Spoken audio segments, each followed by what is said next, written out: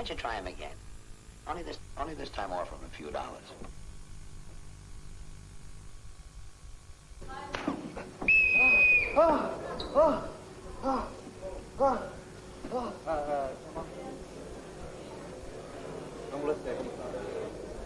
Luís, eu creio que esta foi uma experiência inesperada.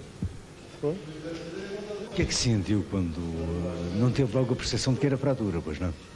Eu só sinto quando isto se partiu, eu sei que me deu um salto. Isto, fiquei mesmo. A dor foi muito forte. Foi. Foi a dor e terá sido também a surpresa, não? Sim, mas ninguém se esperava que isto se partisse.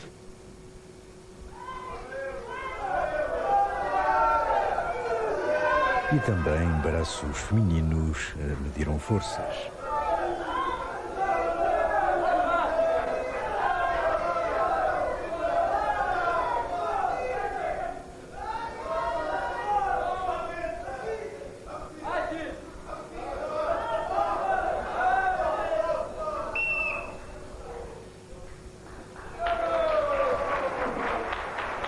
Maria de Fátima, antes de mais parabéns, campeã nacional de braço de ferro e ao mesmo tempo também líder nacional em culturismo, não é? Exato.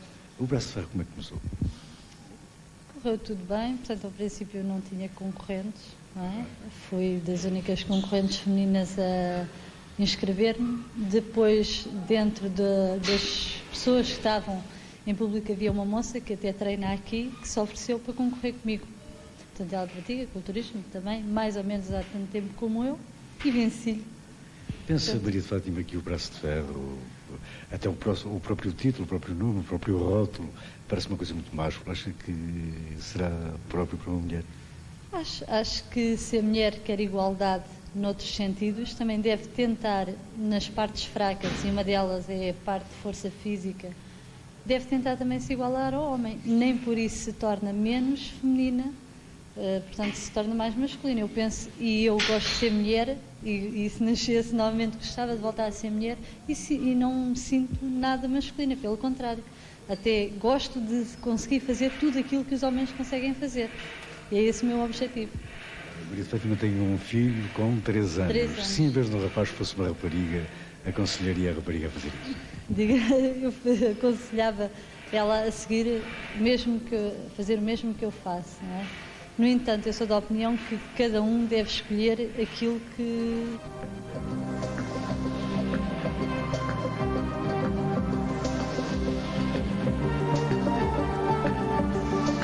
Enfim, foi o relancear por um mundo pouco conhecido, denso, também dinâmico.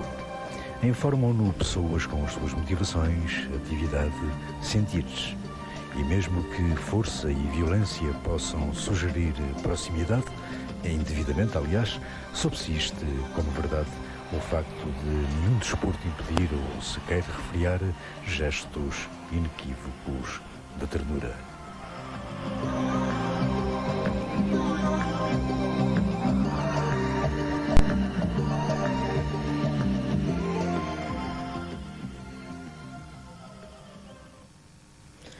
Nuno Emídio é o presidente da Federação Portuguesa de Cultura Física. Boa noite. Boa noite. Há quem conteste que o culturismo seja uma modalidade desportiva. Sim, o culturismo é uma modalidade desportiva e serve de apoio a todas as modalidades desportivas. Nós ouvimos aqui nesta reportagem uma das entrevistadas dizer que estou a conseguir tudo o que queria com a prática do culturismo. O que é que geralmente as pessoas que vão para o culturismo querem? Criar músculo? Não só criar músculo, mas assim a perfeição física, que é importantíssimo. Perfeição física a que nível? Portanto, depende do nível que a pessoa gosta. Há pessoas que gostam de níveis mais altos, outros gostam de nível médio, outros chegando a uma certa altura, sentindo-se bem com eles próprios, até param, mas nem é aconselhável parar. Não é aconselhável parar porquê? É que a ideia que se tem, peço desculpa interrompê-la, é que praticar culturismo, criar músculo, pode até ser prejudicial à saúde do atleta, neste caso, não é? Não é prejudicial à saúde, pelo contrário, dá mais saúde, forma novas células, dá mais anos de vida.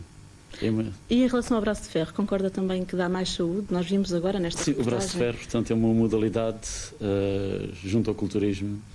Uma modalidade que há praticantes que gostam mesmo da modalidade. Eu sou a favor da modalidade do braço de ferro. Portanto, há um convívio entre os atletas.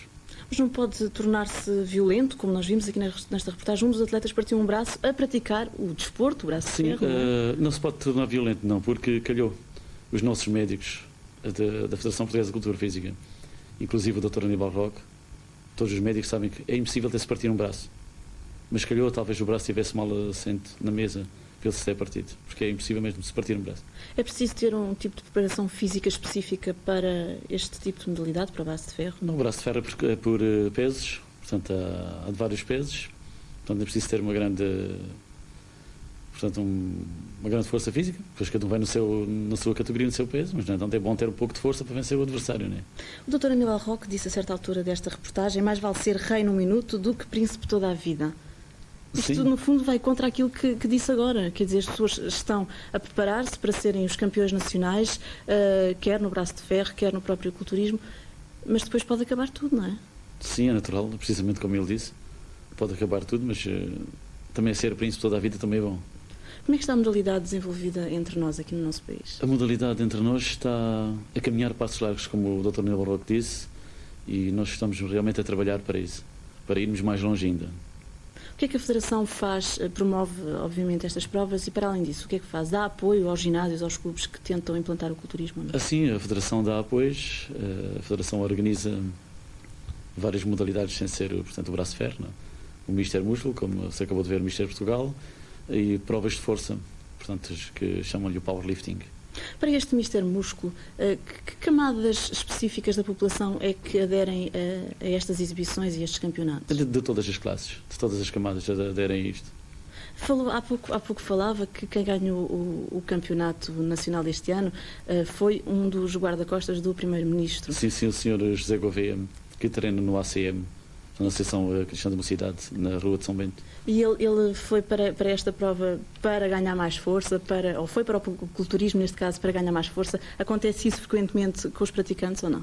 Acontece, mas ele até foi porque ele é um atleta que gosta mesmo da modalidade. O corpo humano é muito mais do que aquilo que nós pensamos. O corpo humano, portanto, é o templo do espírito. E ele é uma pessoa que sente-se bem com a idade que tem, 41 anos, e está ainda para conseguir, portanto, objetivos muito mais longe. Eu volto outra vez ao início desta entrevista. Fala-se que o culturismo serve também para modelar o corpo. Modelar para quê? Para fazer vista na rua? Será isso? Acho que vista na rua todas as pessoas fazem, mas às vezes até há pessoas na rua que se exibem. Isso até é mau. Andar nas ruas a exibir, mas é bom as pessoas sentirem-se bem com elas próprias. Nuno Emídio, muito obrigado por ter estado no programa desta noite. Muito obrigado. Para uns é uma forma de comunicação, para outros é tão só o prazer de jogar. Há também quem ache que os jogos tradicionais assumem cada vez mais um papel importante numa altura que falta tempo para criar jogos. Portugal organizou a Festa Internacional dos Jogos Tradicionais. Vários distritos presentes, assim como diversos países estrangeiros. Almeida foi a terra escolhida para o Encontro Nacional dos Jogos, que contou com a participação de 14 distritos. Uma jornada de intercâmbio entre delegações portuguesas e estrangeiras que trocaram impressões sobre os vários tipos de jogos tradicionais. Vieram países de todos os cantos do globo para mostrar jogos nunca vistos pelos portugueses. O povo experimentou e gostou, mas para alguns é preciso técnica e às vezes a falta de jeito não ajuda mesmo nada. No fundo, não há competição. Os jogos são muito vivos e têm uma componente essencialmente lúdica. As populações entusiasmaram-se e apareceram em grande número. É que os jogos movem o interesse de muita gente e são oportunidades únicas de conhecer outros povos, outras culturas e até mesmo para fazer alguns amigos. Este encontro em Almeida permite ao público participar direta e ativamente nos jogos. Estamos hoje em Almeida num tempo principalmente dedicado às delegações estrangeiras, que eles têm de mostrar os jogos fundamentalmente para as diferentes delegações que vêm e também para o país. Ou seja, nós temos aqui 17 distritos do continente representados que vieram mostrar os jogos entre si, a perceber-se dos jogos que das 4 partidas do mundo vieram até nós e conhecer também estes jogos que as 14 delegações estrangeiras trouxeram. Com a possibilidade do público participar também ativamente.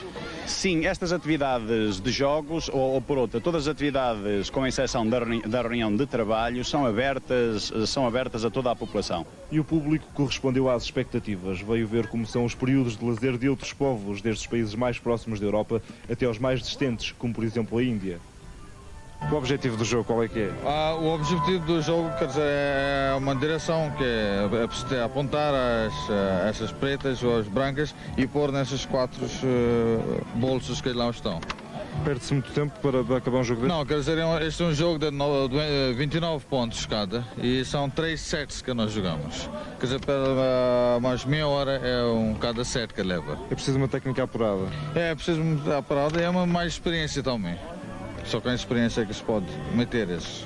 É típico de onde este jogo, da Índia? É típico indiano, é um jogo nacional da Índia, é um dos jogos nacionais da Índia. É para toda a gente, miúdos? Sim, mais miúdos que ficam dentro da casa. Isto é quando chove muito já fora, não se pode jogar nada. Então os miúdos ficam lá dentro. E é esse jogo da Carom, chama-se o Carom, que se joga lá dentro. É para os miúdos tem um board mais pequenino e para os maiores tem um board maior já. Há jogos para todos os gostos e feitios, uns mais interessantes do que outros, obviamente. Aqui, por exemplo, o objetivo é derrubar o maior número de pedras possíveis e o peão vai contornando esta caixa de madeira em forma de castelo.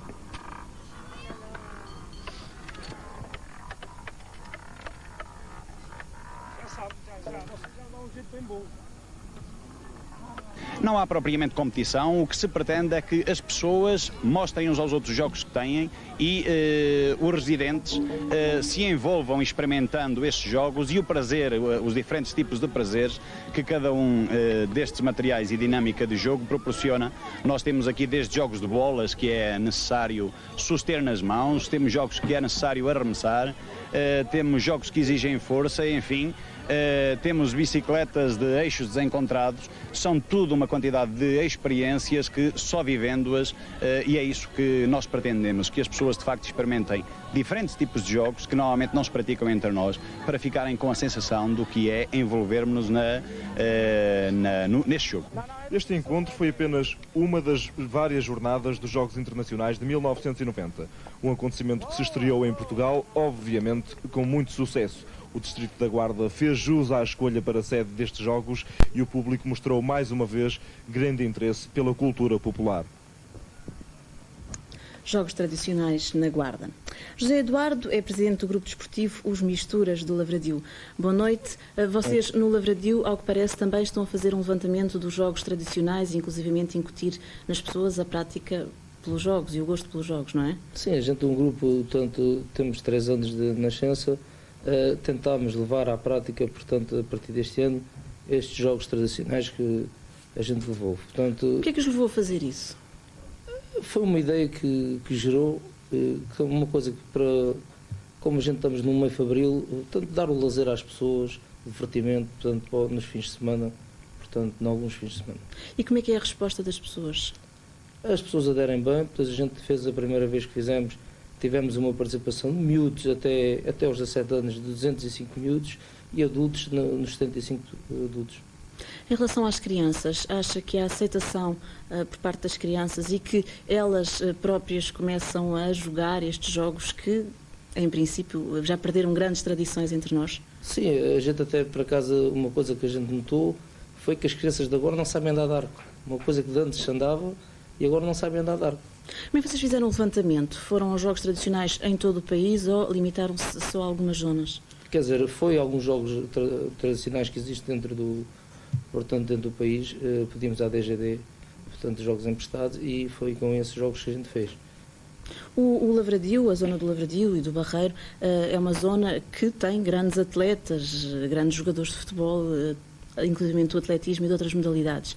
Como é que é a relação que existe entre os praticantes dessas modalidades e os próprios jogos tradicionais que vocês tentaram implementar lá? Alguns destes praticantes, portanto, também andam a praticar essas modalidades. Isto é, portanto, um divertimento do pessoal que se concentra ao fim de semana para passar o tempo.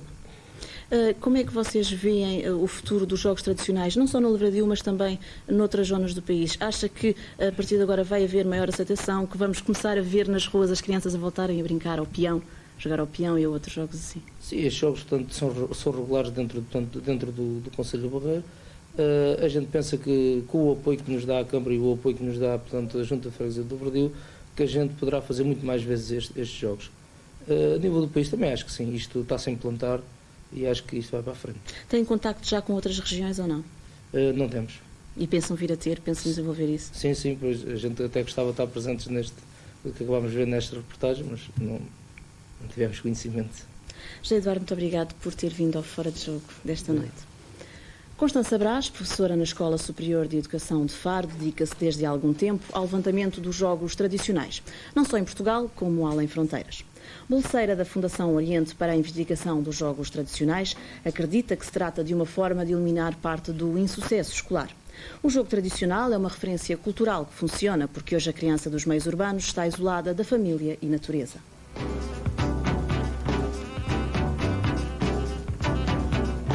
Temos de estar atentos ao tempo para poder criar jogos.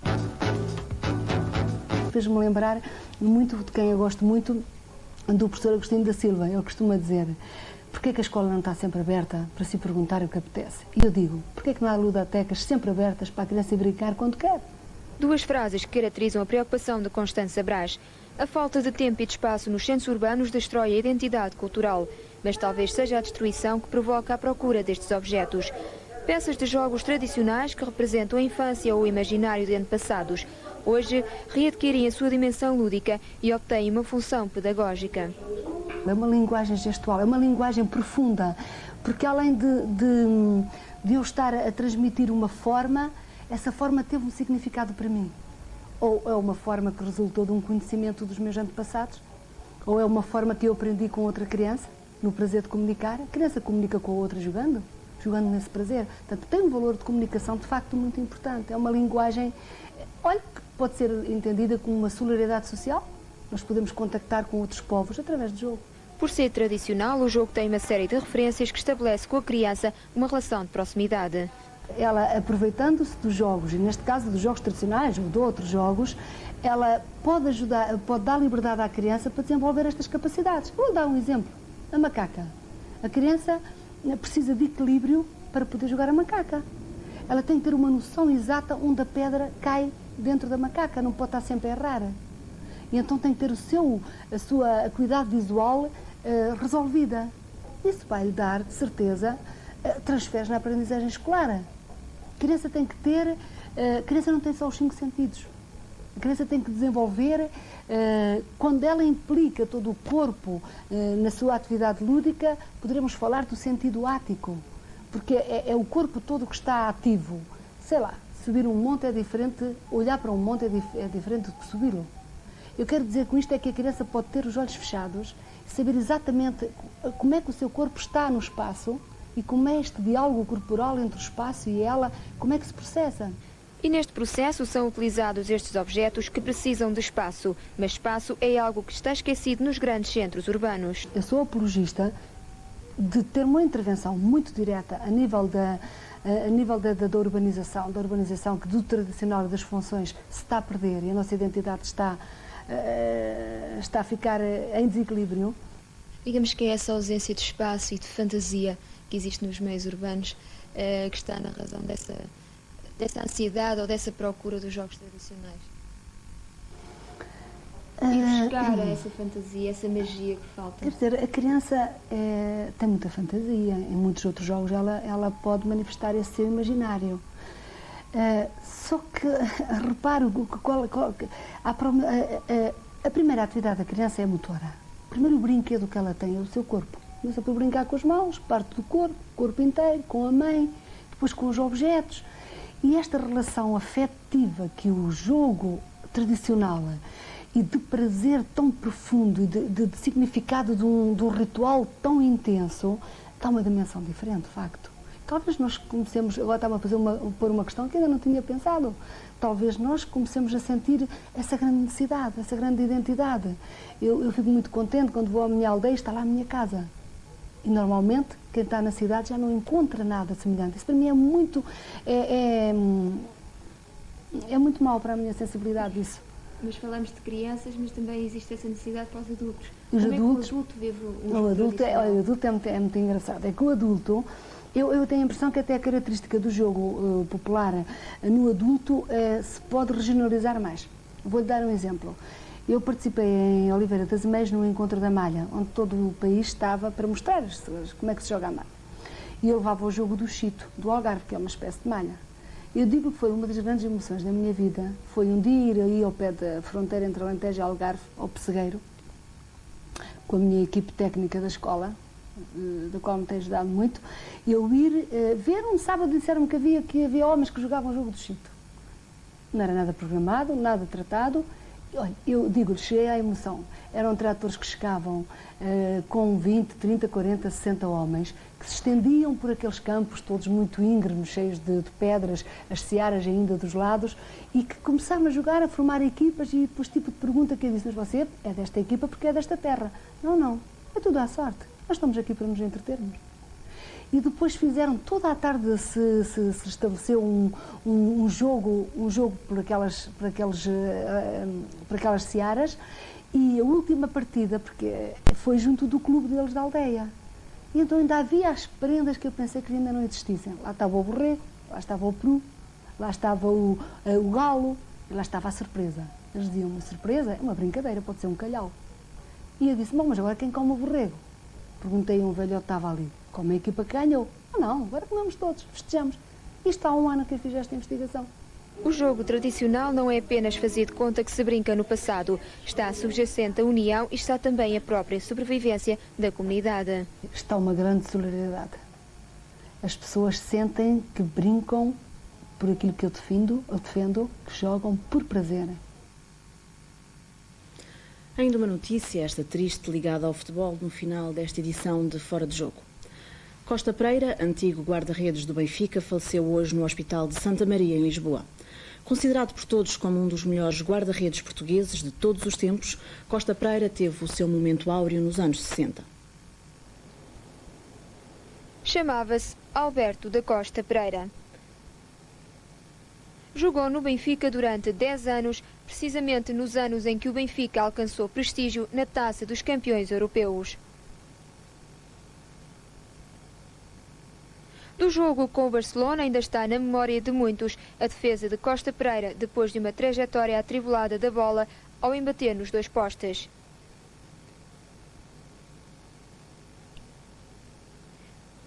Mas não é apenas este facto recordado. Ligado a muitos anos do futebol português, é sempre um dos nomes referidos, não só quando se quer comparar épocas e estilos de jogo, mas também quando se pensa numa atuação muito pessoal e característica de um atleta. Inicialmente, Costa Pereira conjugou o basquetebol com o futebol, com o treinador que na altura era Otto Glória. Com o tempo, o futebol prevaleceu e Costa Pereira atingiu notoriedade. Internacional 22 vezes e campeão europeu pelo Benfica em 1961 e 1962. São os números que ficam na história de uma carreira. Foi a edição de hoje de Fora de Jogo. O desporto regressa amanhã aqui no Canal 2 com o programa Rotações a partir das 22 horas. Em final de emissão estará de novo em evidência o Campeonato do Mundo de Voleibol a decorrer no Brasil. Especial desporto amanhã no Canal 2, claro.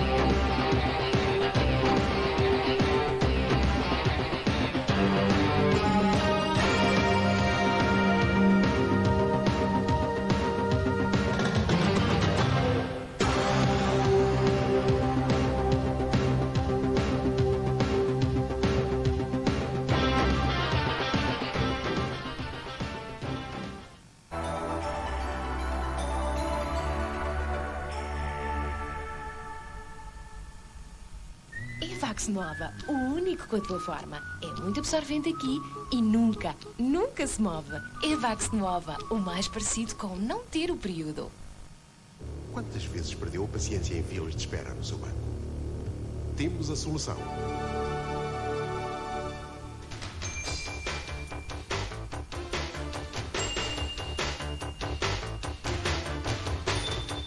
Banco Português do Atlântico, sempre na primeira linha.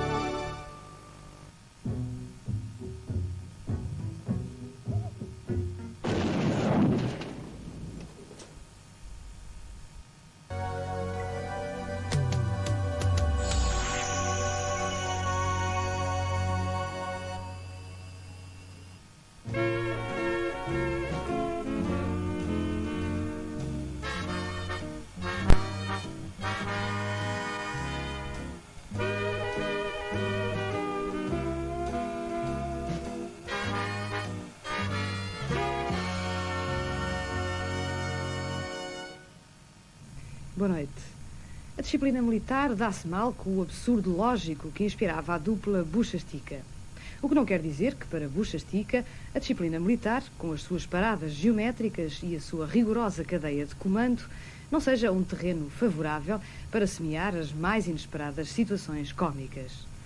Em 1931, 8 anos antes da produção do filme que agora vamos ver, Laurel e Hardy tinham já, em Beauchamps, criado uma situação idêntica, alistando-se na legião estrangeira devido a uma decepção amorosa do Bucha. Só que, em 8 anos, Laurel e Hardy mudaram muito, representando agora personagens de meia-idade, aparentemente mais instaladas na vida do que as personagens de Beauchamps.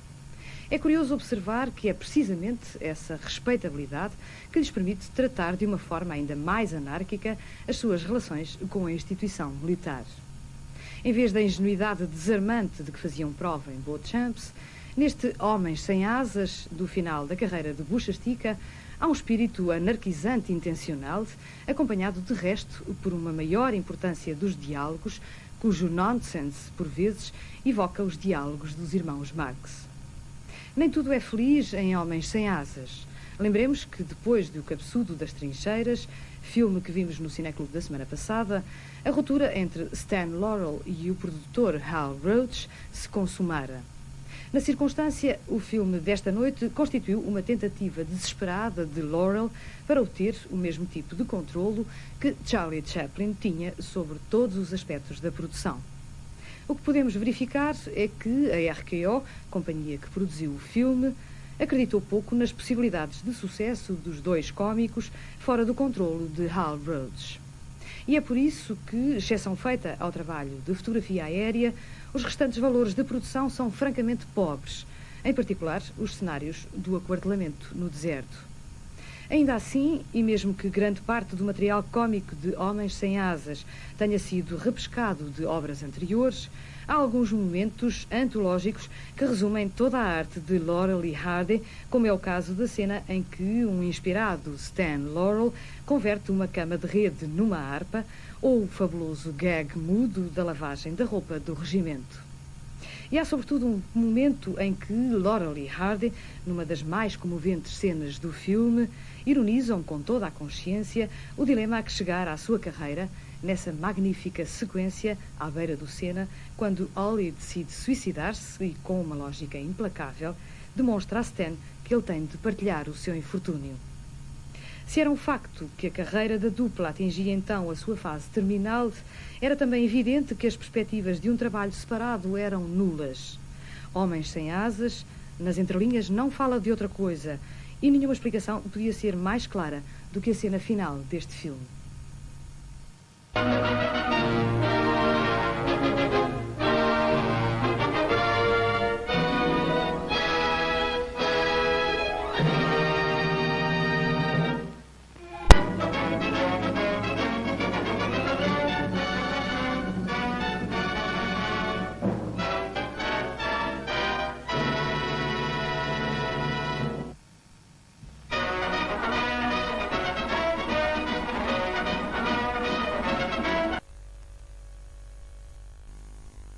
Vamos falar com o nosso câmara 1, que é o Ferreira dos Santos, que já trabalha em televisão há muito tempo.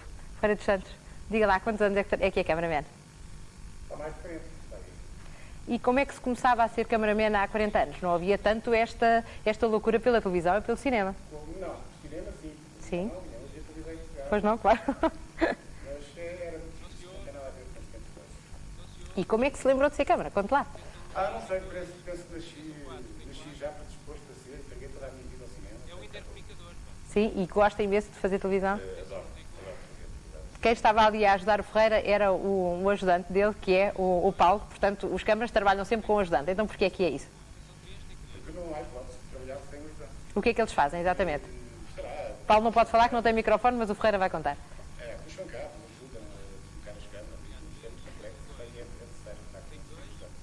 Sem ele não é hipótese. E o Ferreira gosta de trabalhar num direto?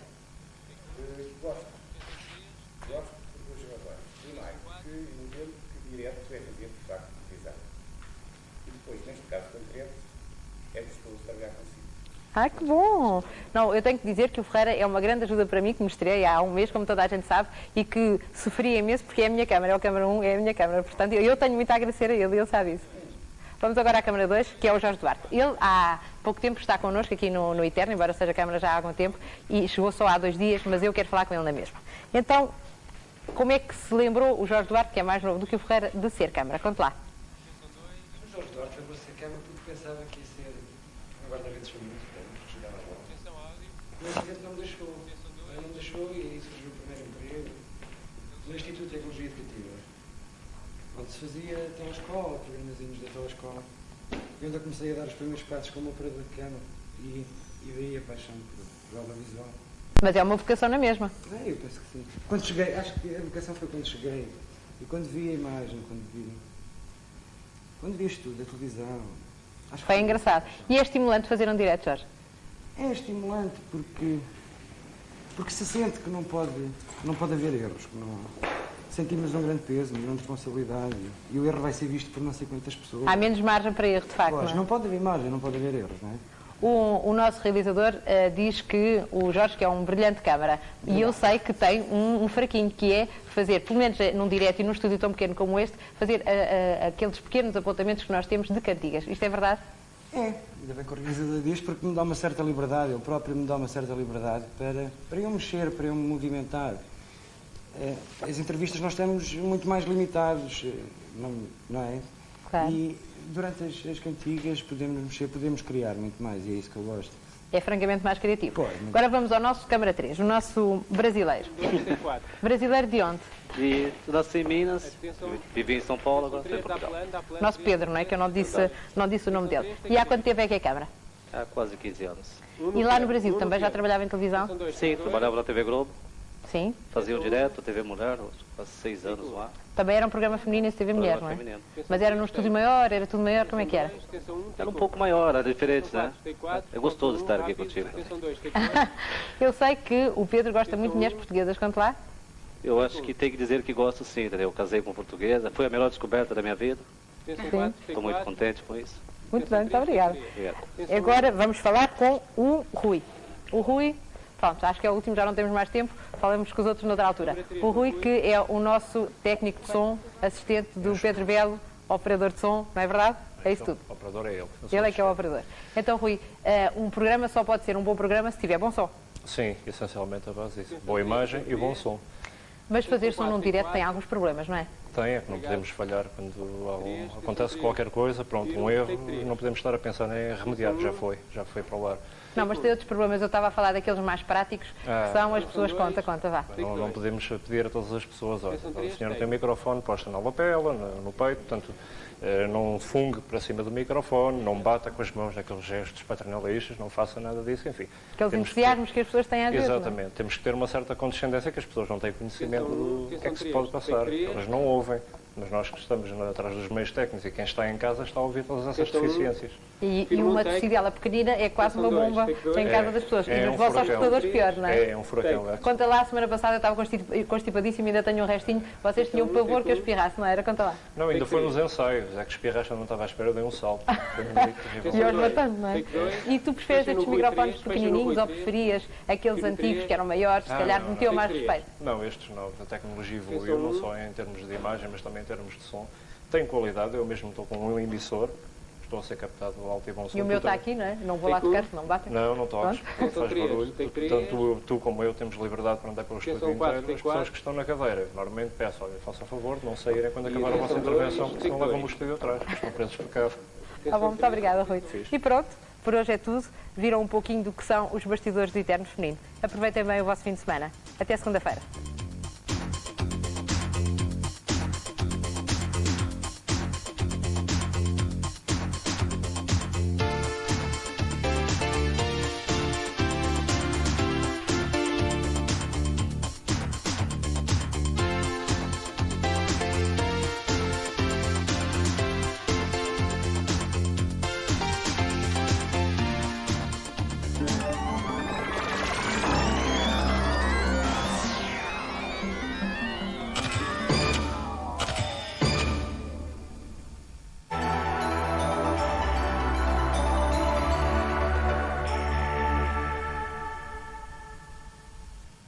Da coleção Uma Aventura, já à venda o número 26. Uma Aventura no Palácio da Pena. Caminho.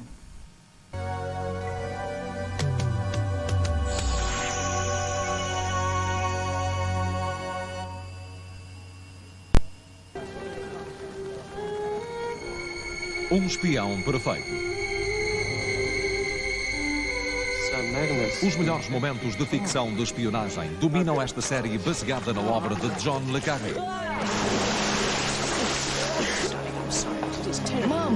Intriga, ação, suspense. Para conhecer melhor, um espião perfeito.